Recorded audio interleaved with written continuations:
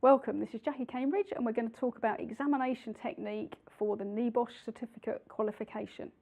So to remind you, the format of each NEBOSH certificate examination, it always has 11 questions on each paper, and one of those questions is worth 20 marks and the remaining 10 questions are worth 8 marks each. So in terms of timing, what you need to be aiming for is about 20 minutes for each of the long question and 8 minutes, 8 to 9 minutes at the most for each of the short questions. And it's one of those things about having a watch that you can look at during the exam, and you're going to need to be really brutal with yourself and say, okay, I've got 8 minutes to answer this question, and even if you haven't finished, you're going to need to move on, even if you haven't finished, because you need to give yourself opportunity to be able to answer all of the 11 questions. Now this may seem a little bit negative, but we're going to talk very briefly about why people fail NEBOSH examinations. Firstly, not answering the question that's actually been asked. If you just put information down on that topic, that is not going to answer the question. So make sure you read the question carefully and put down an answer to that question. Not giving the detail required. NEBOSH has got certain command words which we're going to have a little bit of a look at, so writing lists is not going to get you all of the marks that you need to achieve a pass. Not knowing the syllabus. Our course and all the material that we give you is on the current syllabus, so we make sure that you will have a knowledge of all of the syllabus. Answering with what we do in our organisation.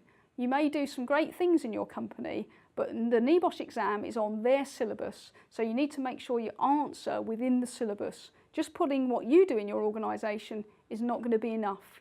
Equally, there may be some things that we cover on the course which you don't do in your company, but they're equally valid. Going off at a tangent, we've all done it. You look at a question, you start writing the answer, and then halfway down we go off. So for instance, a question might ask you about the hazards associated with a particular activity, but then later on you move on to control measures. So reread the question, even when you're doing your answers, to make sure you haven't gone off a tangent. I've mentioned not managing your time. That's a really important one. Focus on, you've got 2 hours, and to give yourself a best chance of passing, you've got to make sure you answer all of the questions. Panic. On exam day, we are all going to be nervous, it's natural. But if you're prepared, if you've done all of the exercises, all of the exam practices, it's being as prepared as possible for that examination. And everybody else is in the same boat. Nobody knows what the exam is going to cover. Within the NEBOSH qualification, a number of command words are used. These are used at the beginning of each question. Identify means give the key points only. It's not just one word, but just key points. Identify. The most common word is outline. This means you've got to give the key points plus 1 or 2 sentences of detail. So if you answer an outline with a list, you're not going to get all of the marks.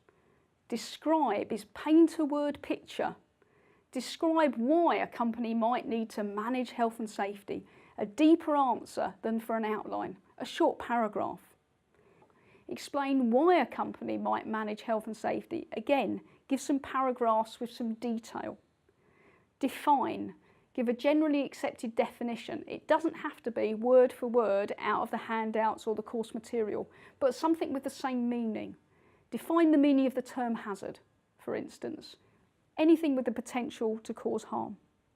Occasionally you'll see the word give, and give is used to give an example. So you might get a question that says define the meaning of the term hazard and give some practical examples. So here you could talk about manual handling, noise, fire, electricity, etc.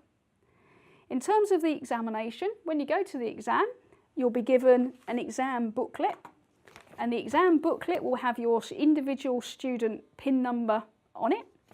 Inside, it's just basically A4 paper, but in the top right hand corner there's a box, and in that box that's where you write the number of the question that you're answering.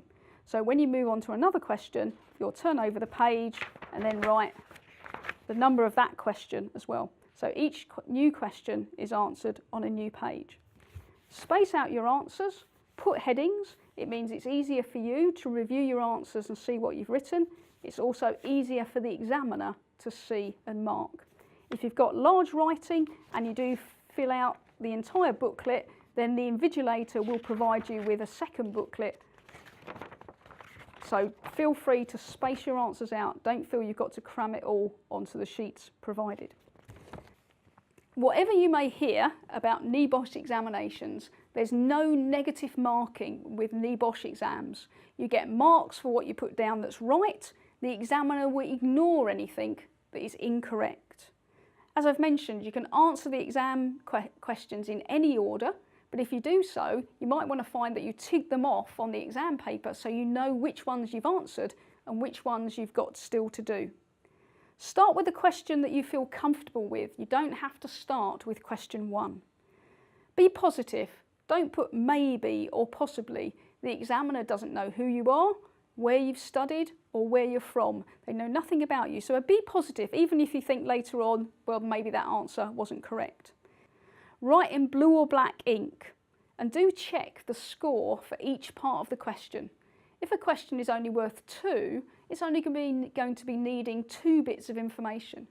But if a question is worth 8, that's saying, well, at least 8 bits of information are going to be needed. If you're running out of time at the end of the exam, don't panic. So let's say it's the end of the exam and you've got 3 8-mark questions that you haven't answered. That's a total of 24 marks available. This is the only occasion where I'm going to suggest that you write a list answer for all 3 questions. Because in your last 10 minutes, if you wrote an answer to just one of those questions, the most you could get is 8. And even then, that would need a perfect answer. Whereas if you write a list to the 3 remaining questions, you can get half marks. So you might be able to get yourself potentially 4 marks for each of the 3 questions, giving you a total of 12. And who knows, in those last couple of minutes, 1 or 2 of those lists, you might be able to elaborate into an outline or a describe or an explain and get yourself a few extra marks. So an examination technique, it is a technique you can practice. So please complete the examination questions that we give you, send them in for marking, and we will do as much as we can to get you ready for that examination. Thanks for listening.